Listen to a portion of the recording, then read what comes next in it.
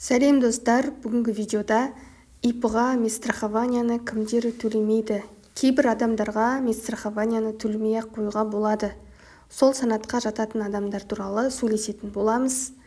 Алдымен менің видеома лайк басып, каналыма тіркеліп, және қандай мәселе туралы видео шығарғанымды қалайсыздар, сол туралы комментарийға жазып кетіңіздер. Сол тақырып бойынша видео шығаруға тырысамын.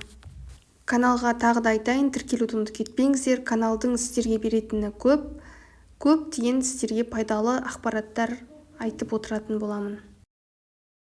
Жалпы медстрахования бүкіл ИП иелеріне міндеттелген. Оны міндетті түрде төлеу керексіз. Даже если сізде доход болмаса да, міндетті түрде төлеу керексіз. Мысалы, сізде ИП-іңізде ешқандай доход болмай, бірақ ИП-іңізді жабуға жіберіп жатсаңыз, сізден міндетті түрде медстрахования сұралады. 6 ай ма, мысалы 6 ай ИП-іңіз ашық тұрды ма, отчетын жіберіп жатсыз ба, 6 айдың медстрахованиясы міндетті түрде болу керек. Болмаса штраф келуі мүмкін. Медстрахованиядан босатылған жандар, олар марапатталған аналарымыз, яғни алтын алқа, күміс алқа иелері.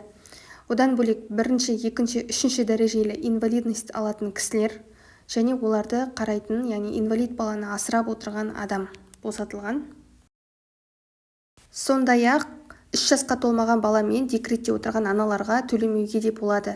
Себебі олар, балаңыз 3 жасқа толмаған аналар, өздеріңіз де білесіздер, больницаға барған кезде бесплатно қараласыздар. Сіздерге міндетті түрде медстрахования өзі жүріп тұрады.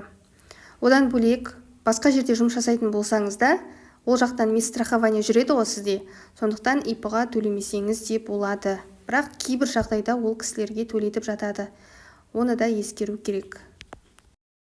Сұрақтарыңызға жауап алдыңыздар деген ойдамын. Пайдалы ақпарат болса, видеоға лайк басып, каналға тіркеліп кетіңіз. Тағы да қандай видео шығару керек, сол туралы комментарийде жазып кетіңіздер. Міндетті түрде сол туралы видео шығаратын боламын. Сау болыңыздар. Каналға тіркелуді ұмытпаңыздар.